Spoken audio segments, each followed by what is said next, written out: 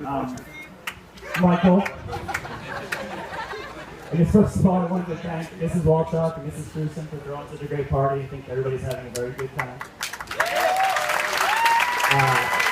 Also wanted to thank Adam for giving me the chance to talk. Very gracious of you. And Monica, I can assure you that Nikki's heard this speech in advance, so if I say anything offensive, it's totally her fault. So Adam and I have been friends for probably around 20 years now, and I figured that this would be a good opportunity to sort of introduce him to Monica's family, since I know that a lot of them probably don't know him all that well, so it'd be a good chance to sort of give a little bit of an introduction to him. Yeah, you should block the sweat, buddy. So, Adam's a very accomplished young man, future plastic surgeon, got a beautiful baby girl, and as of today, a lovely and adoring wife. So, I mean, based on his resume alone, you'd think that he was a very mature, focused guy, but I can assure you all that he's really quite immature. He still likes to skateboard pretty regularly. His sense of humor is probably a little bit more locker room than he'd like to admit. And he loves his kitty Fluffy. Adam's also he's a fun time guy. He likes to enjoy himself. Unfortunately, he also has very poor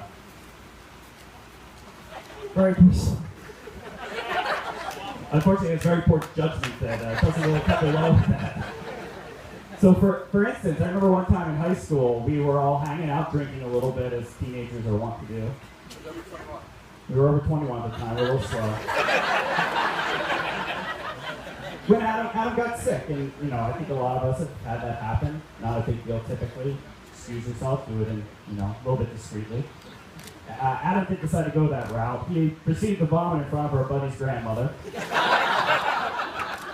Fortunately for us, this grandmother was cool. She was actually downright helpful. She proceeded to strip him down, and she gave him a bath. So he was all clean and ready to go home at the end of the night. Thank you, Grandma. The grandmama.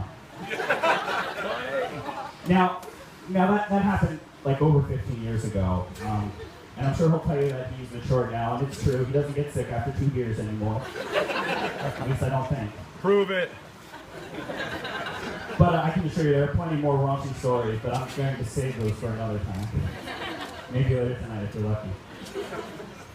Adam's also a man of few words. I actually didn't know that I was actually his best man until about a week ago when he told me, I better get my speech ready. So I appreciate that. I have to say I'm flattered. I mean, a best man? Thank you, Adam. I mean, a good man, maybe, but best? I don't know that the competition was all that stiff, but hey.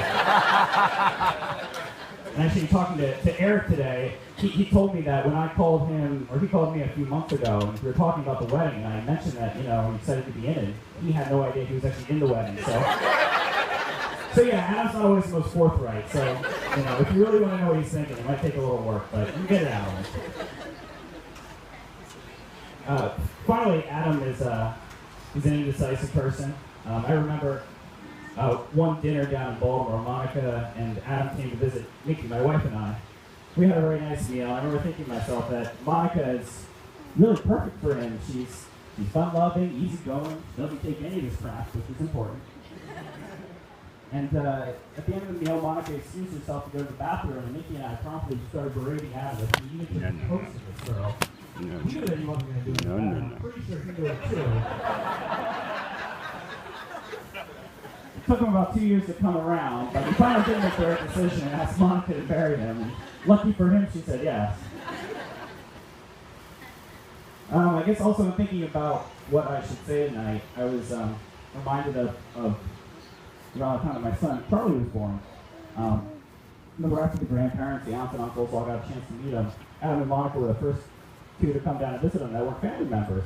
And I was honestly a little bit shocked because Adam doesn't really strike me necessarily as a baby guy.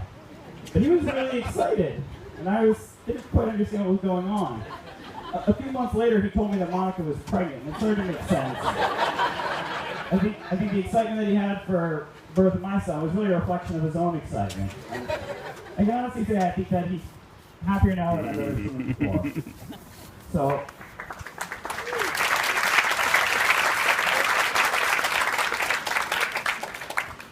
I know that as your tiny family begins to grow, the happiness will grow too.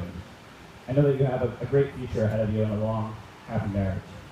So, everyone can join me in toasting them. I don't have a drink, but you all should. Cheers.